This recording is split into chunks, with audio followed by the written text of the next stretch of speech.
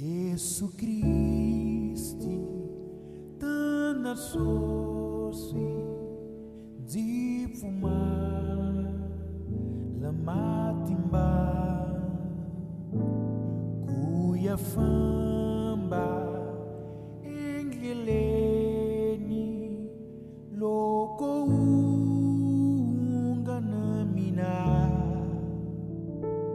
loko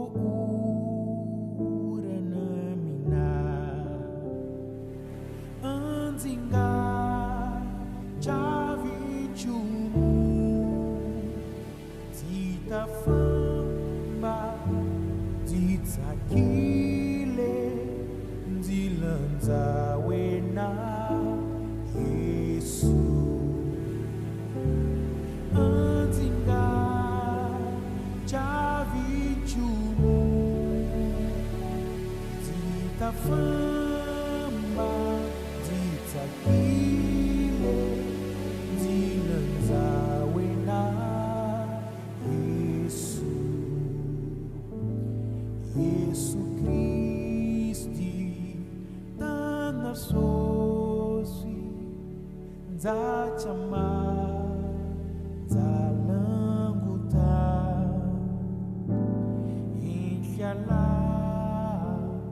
unganga kona Ikuva zakurenza loko uranamina Anzinga chavichu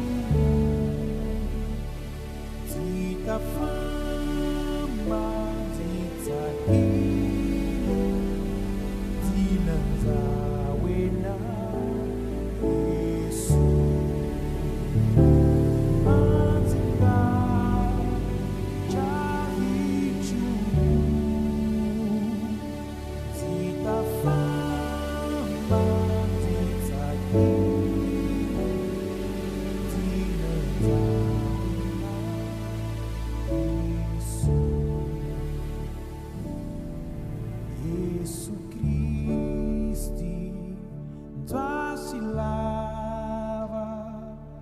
kukui ngisawena loko unzi pelanina maritu yakuhanya loko uranamina Anzinga chavichu Zita famba zitakile Zilanza wena Yesu Anzinga chavichu Zita famba zitakile Zilanza wena Yesu Tana sosi unzikomba Ingela ya Uya etilweni Utani Ranzulaku Ritsama Embilwini